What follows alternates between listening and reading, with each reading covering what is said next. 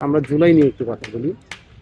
এই যে একটা গণ অভ্যুত্থান হলো, এরপরে আমাদের দেশের অনেক কিছুই পরিবর্তন হলো এবং অনেক চাওয়া ছিল পাওয়া ছিল।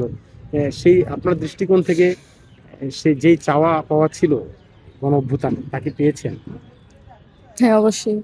সবাই চায় দেশটাকে একটা ভালো জায়গায় নিয়ে যেতে। এখন আস্তে, আস্তে সেটা হচ্ছে। দুর্নীতি, রাজনীতি মানেই তো দুর্নীতি। রাজনীতি মানে হ্যাঁ, দুর্নীতি। আমি রাজনীতি মানে দুর্নীতি বুঝি। এর মানে যারা রাজনীতি করছে তারা দুর্নীতি করবে, এটা স্বাভাবিক। হ্যাঁ, স্বাভাবিক। ভালো খারাপ সব সাইডই আছে সবার। আহ, এই যে আমরা দেখলাম একটা জিনিস যে পুলিশ হত্যা হয়েছিল বা পুলিশকে মারা হয়েছিল অনেক, তাই না?